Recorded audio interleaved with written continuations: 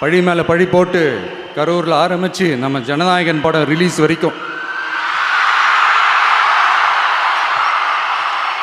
ஆனால் அந்த ரிலீஸ் பிரச்சனையில் நிறைய பேர் குரல் கொடுத்தாங்க. முக்கியமாக நம்மளுடைய முதல்வர் அவர்கள் கூட பூசி மொழிகி பட்டும் படாமல் குரல் கொடுத்தாங்க. But what ever it is, குரல் கொடுத்த அவங்களுக்கும் மற்றவங்க எல்லாருக்கும் இந்த நேரத்தில் என்னுடைய நன்றியை தெரிவிச்சுக்கிறேன். இப்படி நாம் வெளிப்படையாக பேசுகிறதுனால சிஎம் சாரோட மனநிலை இப்போ எப்படி இருக்கும் தெரியுமா? ஏற்கனவே கட்சிக்காரங்க தொல்லை தாங்க முடியல, தூங்க விட மாட்டேறாங்க. இந்த விஜயும் தூங்க விட மாட்டான். நம்ம பாட்டுக்கு ஹைவேல சைக்கிளில் சோலாவாக போகலான்னு நினச்சோம். இவன் நடனா மக்கள் சக்தியோட வந்துட்டு இருக்கான்.